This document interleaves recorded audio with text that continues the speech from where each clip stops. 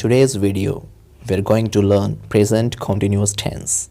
And present continuous tense means when the work is going on. It means any action is continue. जब कोई action चल रहा होता है, कंटिन्यू होता है, जारी होता है, उसे हम बोलते हैं प्रेजेंट कंटिन्यूस टेंस। और उसके लिए हम इज़ामार के साथ वर्ब में यानी कि एक्शन में ing फॉर्म लगाते हैं।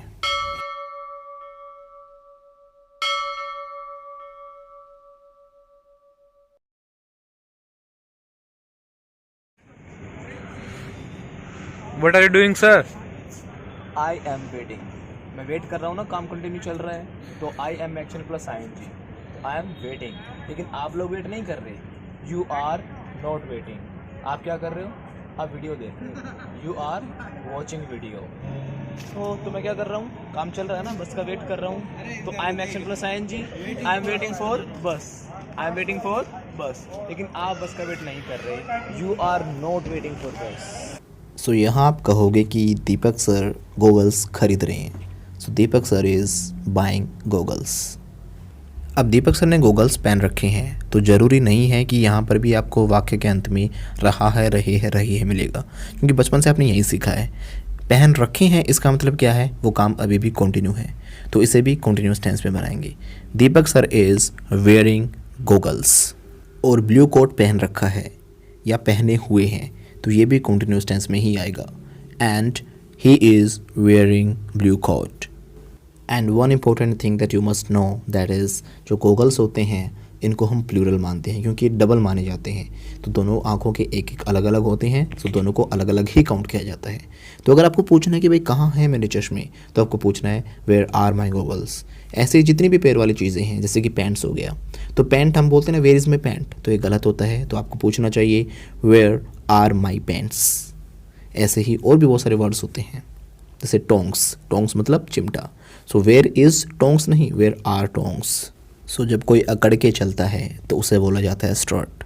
So you can see Deepak sir क्या कर रहे हैं, अकड़ के चल रहे हैं। दीपक सर इज़ स्ट्रटिंग।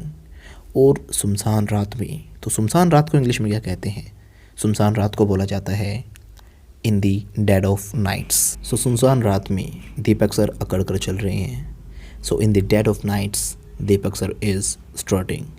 और अगर आप बनाना चाहो नेगेटिव सेंटेंसेस, सो आपको लगा देना है note. Deepak sir is not strutting in the dead of nights. So as you all know, in starting I was saying I'm waiting for bus.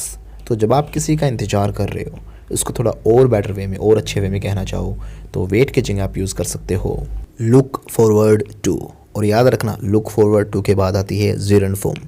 जिरन form का मतलब होता है वर्ब के साथ ing, बट वो कंटिन्यूस टेंस नहीं है। Okay, सो जैसे मैंने कहा कि मैं आपका वेट कर रहा हूँ या मैं आपकी प्रतीक्षा कर रहा हूँ। जब आप किसी चीज़ के लिए एक्साइटेड होते हो, आप इंतज़ार कर रहे हो तो काफ़ी समय से, तो बोला जाता है look forward to. So I am looking forward to seeing you, ना कि सी यू। तो यहाँ पे सी का बन गया सीइंग, क्योंकि लुक फॉरवर्ड टू के साथ आता है gerund form. We are looking forward to going on the beach next morning. It means we are waiting to go to the beach next morning, यानी अगली ही सुबह हम बीच पर जाने के लिए काफ़ी बेसब्री से एक्साइटेड होकर जाने के लिए इंतज़ार कर रहे हैं।